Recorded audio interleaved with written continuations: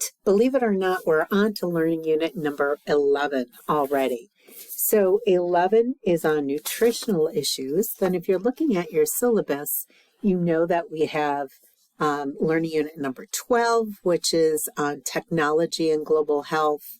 And then we have an extended learning unit, number 13, which looks at humanitarian emergencies and natural disasters.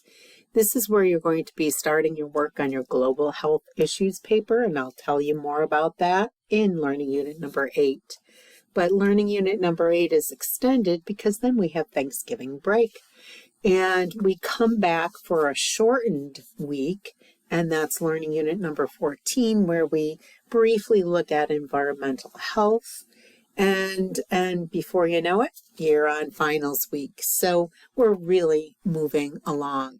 So the overview of our topic and our learning outcomes is, so we're now transitioning from women and children's health, but to our topic of nutrition and global health.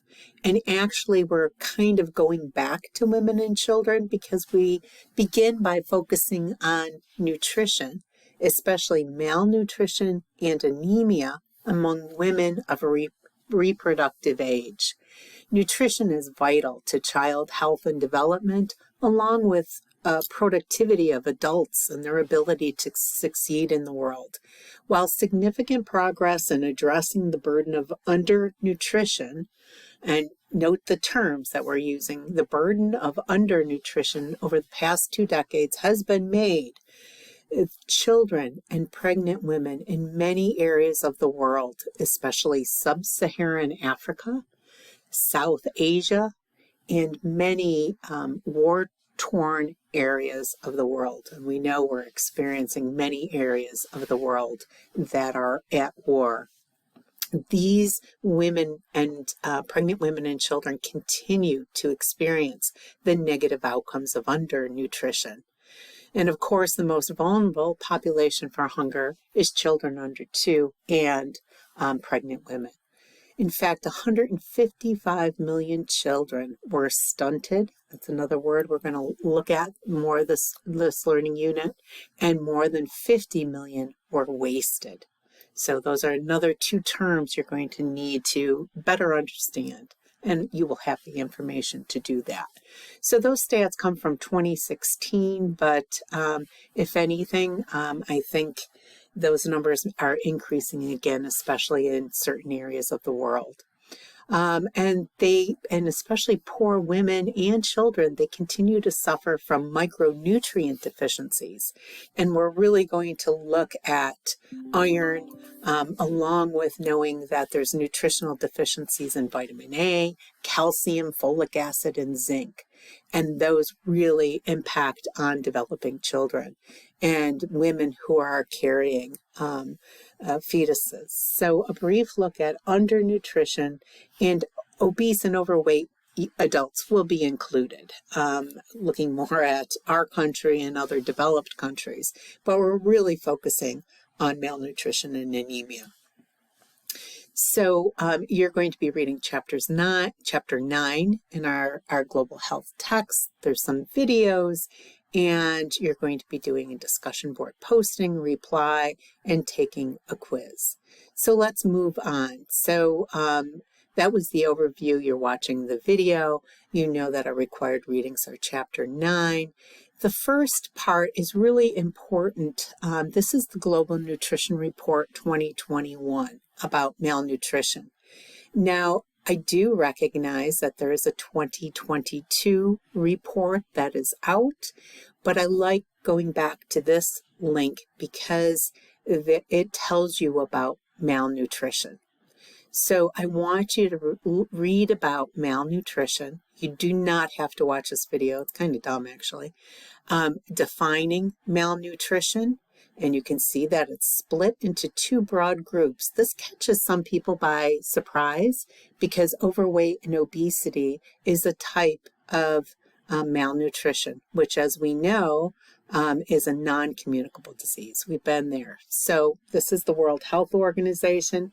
And then we have the types of malnutrition: undernutrition, stunting. I told you that's a word we're going to need to better understand, wasting, micronutrient deficiencies, and then we're looking at moderate severe thinness and underweight adults and overweight or obese. So why does it matter?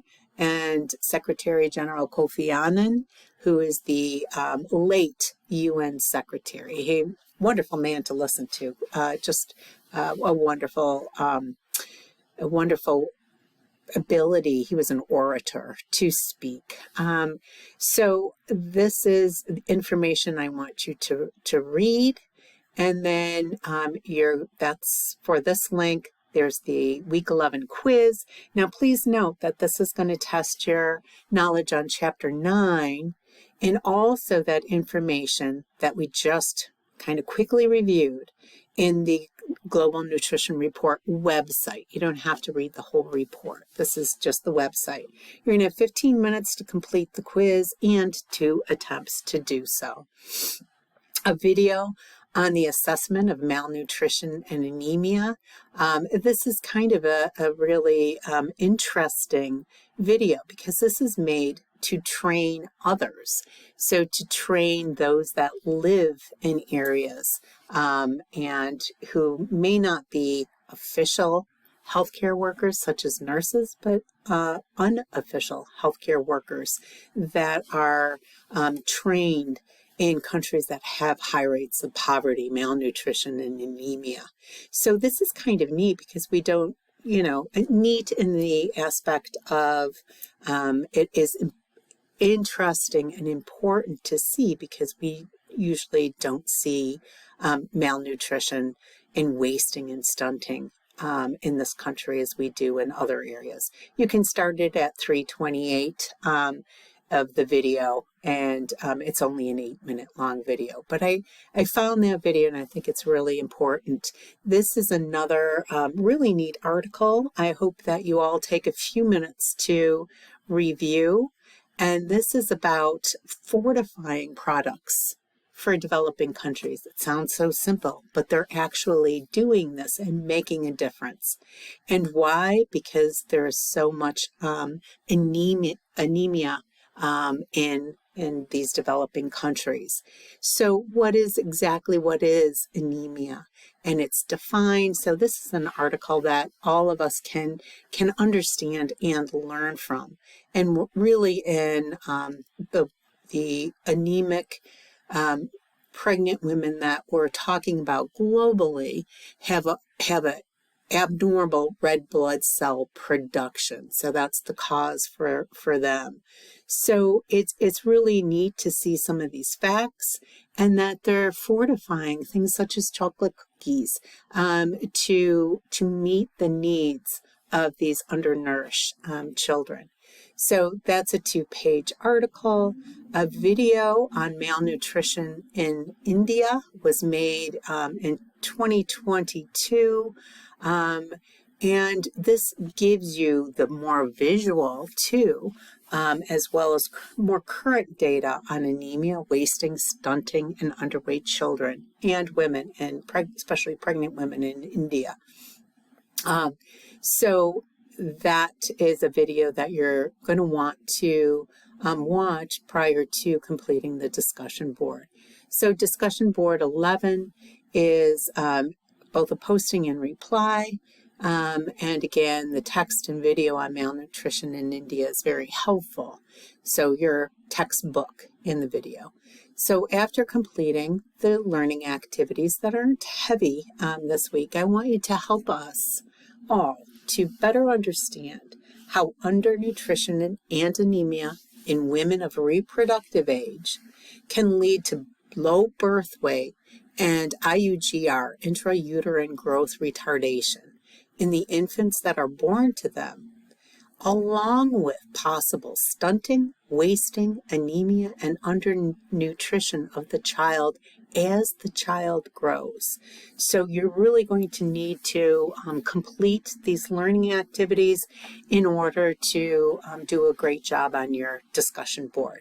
But I thank you for your time and your hard work, and Next time we talk, we'll be on to discussion board or to learning unit number 12.